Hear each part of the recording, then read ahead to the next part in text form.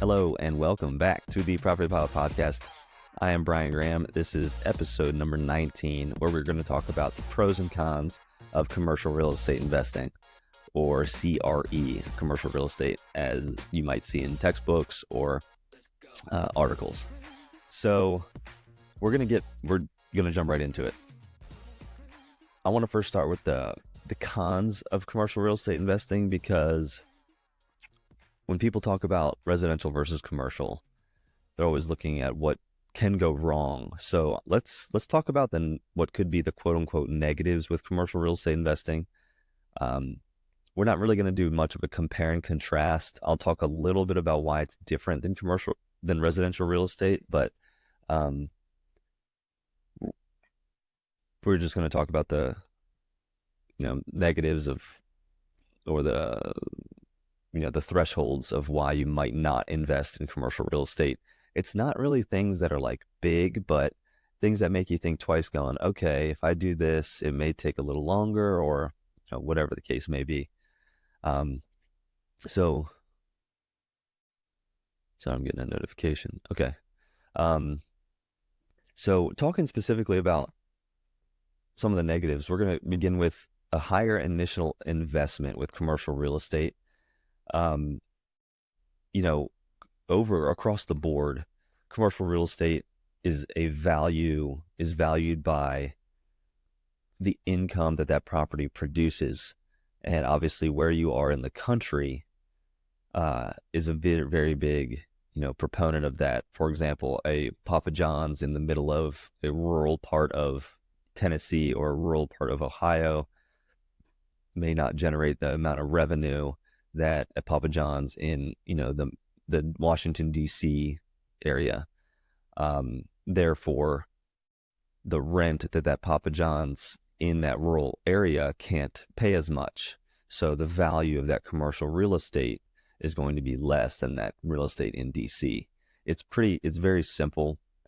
So the initial investment into commercial real estate is going to be a little higher compared to that of residential. So for the reasons of, if I own a building that let's say the Papa John's, since that's the example I chose, they do $5 million in sales. Their profit is, I don't know, $3 million. Well, if I charge them $20,000 a month to rent my unit, that building, after my expenses are paid, may be worth $3 to $4 million. Well, when I go to the bank and I ask for a loan, and they're going to say, okay, you're going to need 25 to 30% down on commercial real estate, I'm looking at $900,000 to $1.2 million of an investment, which is tremendous. And obviously I could buy residential real estate for anywhere between, again, depending on where my market is, anywhere between $25,000 to $80,000. So your initial investment is much, much, much higher. So if you don't have the capital, it can make it very difficult to get involved. You'll maybe need to raise money from partners, or you're going to need to have some sort of equity in the property. The management requirements would be the next thing. And I'll talk about this when I get to the pros and why you should invest, but a negative could be how complicated the management is of each individual property. So for example, in residential real estate, everybody's going to need the grass cut. Everybody's going to need, to make sure the water heater is working. Everyone's going to need to make sure the bathroom is working, the toilets, etc. But in commercial real estate investing, every single building is so different. One building may not even have lawn. They may have a parking lot. The next building may have only lawn. It's so different, and therefore your management gets a little complicated. You got to be organized on what you give this property, what you need to give this property, how much time you need to give this property. So across the board, it's going to be a little bit more complicated in that manner. And I'll talk a little bit about how it actually is not complicated in a different, when I talk about the pros. One of the negatives is increased vacancy risk. So, obviously when you have residential real estate, everybody needs a place to live. So, especially now in today's market, we're becoming more and more of a renter's market. Everybody needs a place to live. So the chances, no matter where you have real estate, the chances that you're going to find someone to live in your unit are pretty good. I own property in rural Ohio that has populations of anywhere between 4 and 8,000 people, and I get leads every single time I list a unit for rent. So it's pretty incredible. So you do have a higher risk of vacancy because somebody doesn't need to own a business, but someone does need a place to live. And so you may not have if you have a vacancy in your commercial rental, in your commercial unit, you may not find a renter, a business to rent that unit for quite some time. If you're in a high populous area, chances are you'll find somebody, if you've got 4 or 5 million people in your city, or, if you're in the suburb with 40,000, 50,000 people, chances are you'll find a business to rent. So, uh, if you're in a rural part, though, it may be a little tougher. You're going to be looking at like fast food restaurants or, local handymen, something like that. Maybe a local office, local lawyer, insurance agent. So, market sensitivity would be another one. So I wrote some notes here. So market sensitivity meaning like the commercial real estate is tied to the local market in the local economy. Um, if people are moving away from that area, that doesn't that means businesses aren't going to want to invest, which means they don't want to rent, which means the property that you own is irrelevant, which is also what's kind of disappointing with how the market's going. But if people are moving away from northern states going to southern states, more liberal states to more conservative states, then it's going to be harder for those commercial real estate owners to find businesses to rent their properties, and so that makes it difficult, makes it risky. So I can understand that someone not wanting to get into commercial real estate at this moment with those type of problems that are going on.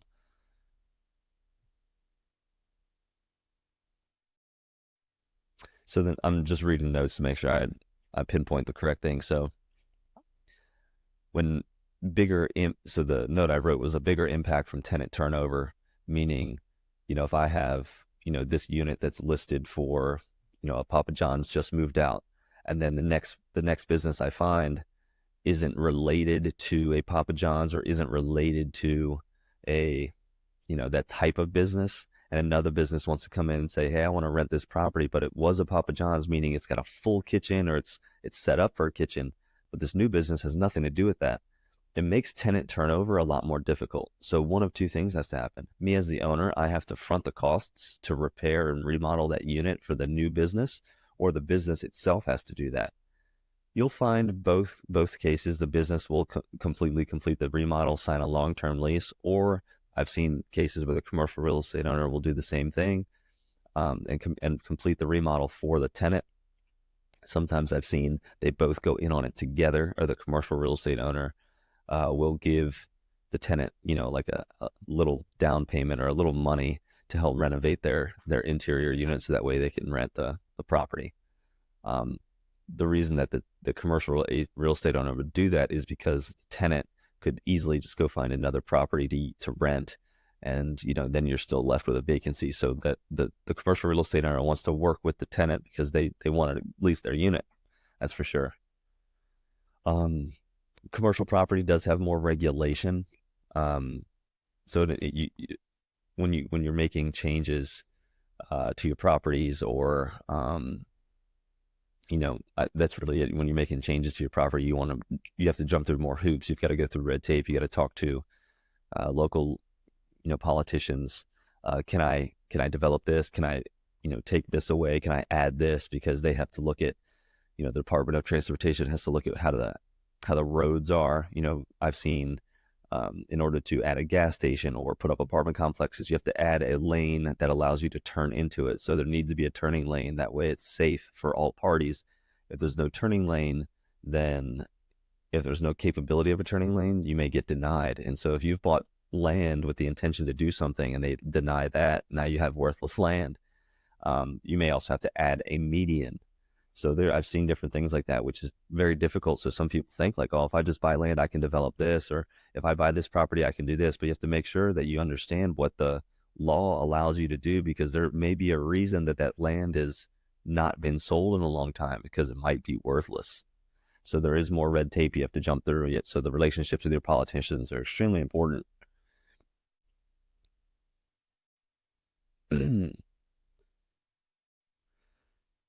um, so overall, I mean, those are those are really the negatives that I can come up with about investing in commercial real estate. I don't really think that they're enough to not do it.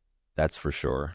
It is there. If investing in commercial real estate was a bad idea, nobody would do it, and people do it.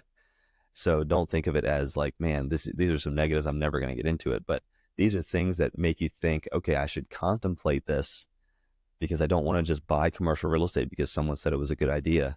You want to make sure that the market is right. You want to make sure that, the laws are correct, that what you're trying to get into, the money is right, the return of investment is right. Um, as I mentioned earlier, commercial real estate is valued on the income it produces. And so what you need to find um, is three factors. So commercial real estate is valued based on the income it produces. That means the net operating income divided by the cap rate. So the cap rate is basically what your commercial real estate would be trading at. So for example, if I own a shopping mall here in Maryland, we have one in Annapolis called the Westfield Annapolis Shopping Mall. If that commercial real estate and shopping malls are trading, meaning being bought and sold at a 4% cap rate, which is pretty low, meaning it's a very high income producing property and it's a high populous area. A 4% cap rate, if that property generates $1 million divided by a 4% cap rate, I believe that number is like 25 million. So you would sell it for $25 million. Um, and so if the property is, let's say a warehouse that's 10,000 square feet, what are warehouses trading at? They could be trading at an 8% cap rate, meaning if you own the property free and clear, you'd be making 8% on your money. But, let's say you generate, $1 million from that property, and your net operating income is $1 million. Well, that building would then be worth $12.5 million. So at an 8% cap rate divided by 0.08. And that is a, in my opinion, that is a pro to commercial real estate, where you can very quickly create value. If you find a building that does nothing, it doesn't make any money, it just came to you for $200,000. You're able to get it under contract and everything's good. And then you turn around and you get a tenant there, and now your net operating income is let's say $100,000, and then it trades at a 5% cap rate. That would be insane, because then your building would now be worth $2 million technically. So you bought it for 200,000. Let's say you had to put 200,000 into it. You might have been able to increase your equity by 1.6 million just based on your creativity of how to do it. The the best the best book I could recommend for that is Commercial Real Estate Investing by Dolph DeRue. He talks about different creative ways how to increase value in commercial real estate. I think it is absolutely tremendous. And I currently don't have any commercial real estate. I have owned a mixed use building in the past, and I did not apply any of those concepts to that building, but it would have been very interesting to do so. And his concepts are just mind-boggling. He's able to turn what seems like a $25 to $50 investment into millions of dollars uh, of increased value, and it's very, very possible to do that. Um, and an example that comes to mind is he owned a skyscraper building that had an open flat roof, and the the law allowed a helicopter to be landed on that property, but there was no actual helipad yet. And so he went out and he said this in his book that he spent $25 in paint and painted, the helipad, and that allowed him to increase rent by, $10,000 a month, give or take, which turned into a value of increasing his commercial real estate by $1 million. So he was able to spend 25. I'm sure there was labor costs in there and so on, of course. But the concept is he painted the roof and then increased the value of his building by $1 million. So that is the benefit of commercial real estate. You can never do that with residential real estate. Tell me someone that has ever done that. Show me someone. So then let's move into the pros. Let's move into why you would get involved in commercial real estate. So there is higher income potential, meaning, residential real estate, I'm looking at certain returns and my amount of cash flow is going to be limited because the market is only going to pay so much to live at my property. But for commercial real estate, it's got a much higher income potential. So the Papa John's may pay this number, the Olive Garden may pay this number, or McDonald's will pay this number, or so on. Whatever it is, they may be able to pay a heck of a lot more because, it's a business. They're generating more revenue. And of course, talking to a local commercial real estate broker can help you figure out how much you should charge in rent, what the average price per square foot is. And of course, if there's an average, that means there's a low and a high, and depending on what you believe the quality of that business will do, you can charge maybe the extreme if your property is nice or well located. So you can charge that top of market value. The next pro would be long-term stable cash flow. This is important to understand because when people sign residential leases, they're signing maybe 1 to 2 year leases. When you sign a commercial real estate, you're signing very often at least 5 years. I've seen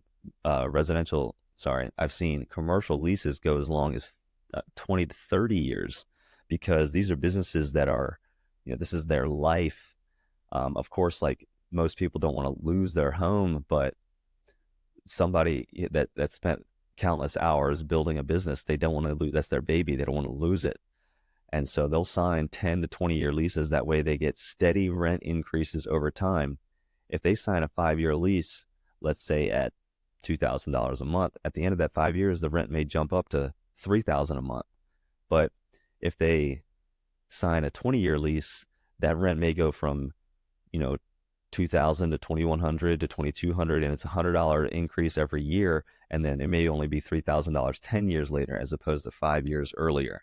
So that's important to understand is you're getting long-term leases, steady rent increases, and it's stable that as long as that business is doing well. And, if you could also have it built into your lease that you and your tenants can work on, profit sharing to increase your income. You can work, which means you would probably give them a lower rent, but you can also work on, where you guys talk about sales, because then you can help them. You can work with each other, because if their business thrives, your business thrives. And so if they're struggling, you can help, you can just work with them to make sure, everyone wins basically. So the next thing would be less competition.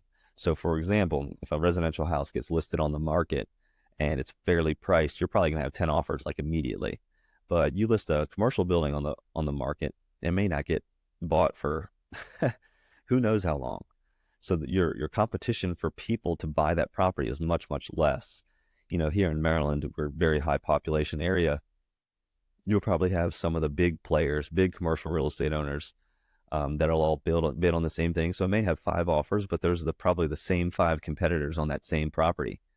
But if I sell a townhouse, I'm going to get 10 offers, but they're all different individual people. And then the house next to me gets 10 offers, but they're all 10 different people.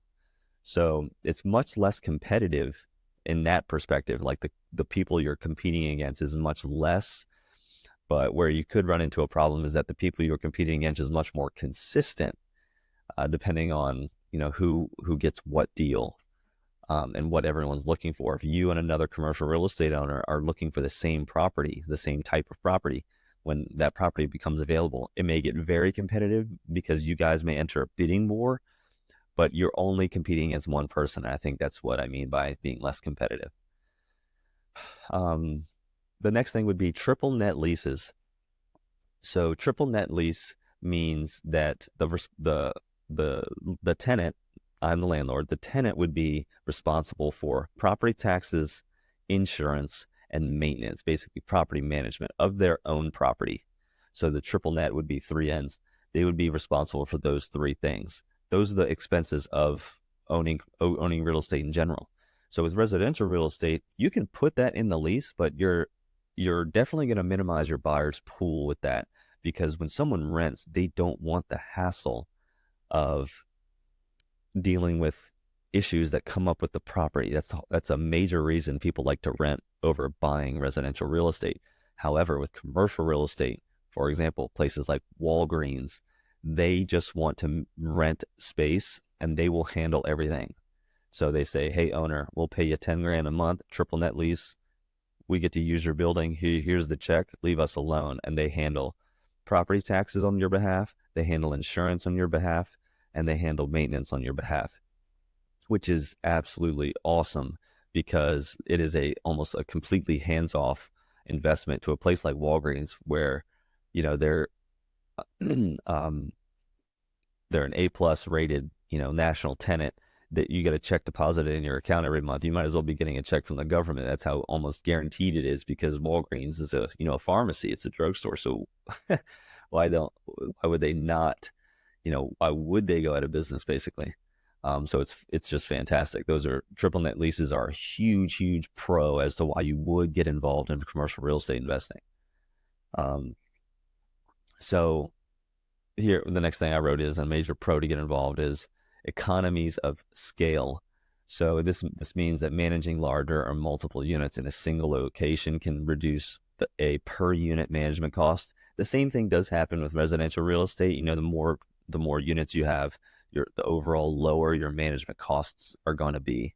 Now you could argue that the maintenance is going to increase because more things can go wrong. Yes, that's true, but the management fee in general can get reduced, meaning if you have 10 units and you pay 10% of your rent to the management company, well, if you scale to 50 units, they may work a deal with you where now you can go to 8% or 6% of the rent, and that saves you a ton of money in the long run.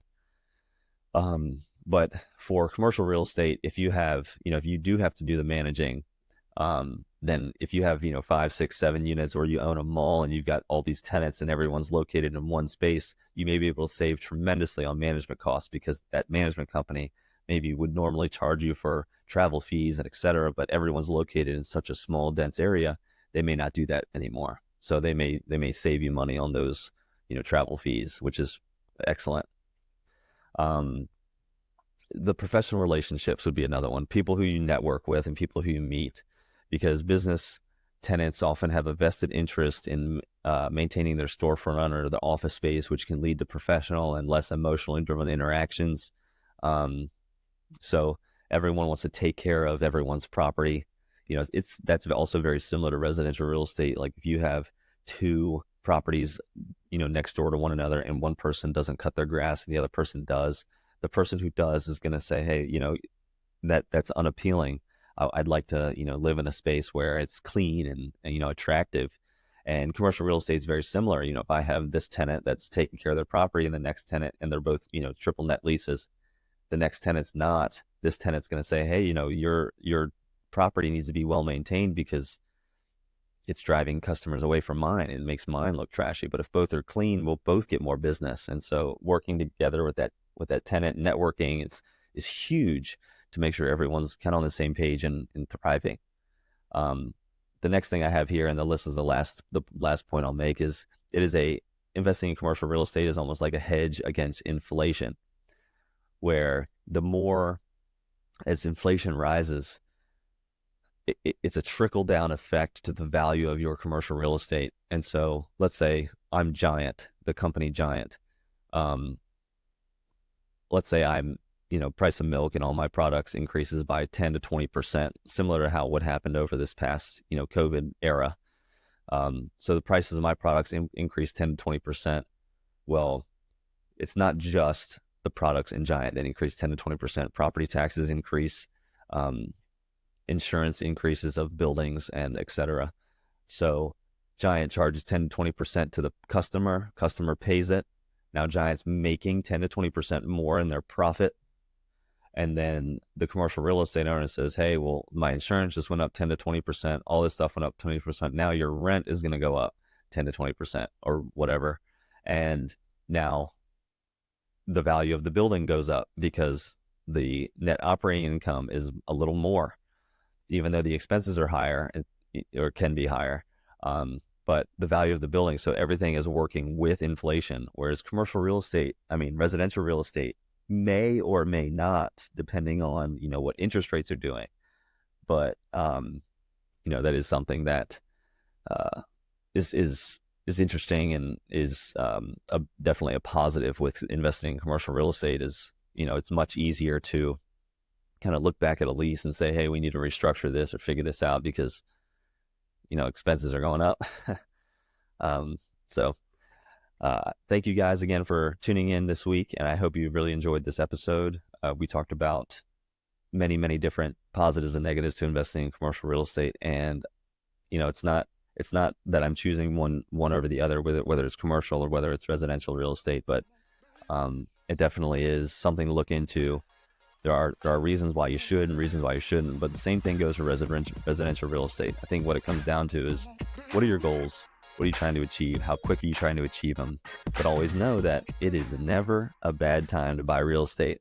The advice and recommendations I offer are intended to be informative and educational, drawing from my own experiences in the real estate market. It is crucial to recognize that every investment decision carries risk and outcomes may vary. I am not a financial advisor, and the information provided during these podcast episodes is not intended as financial, legal, or professional advice. It is your responsibility to conduct thorough due diligence, seek the advice of qualified financial professionals, and make informed decisions based on your individual financial situation and goals.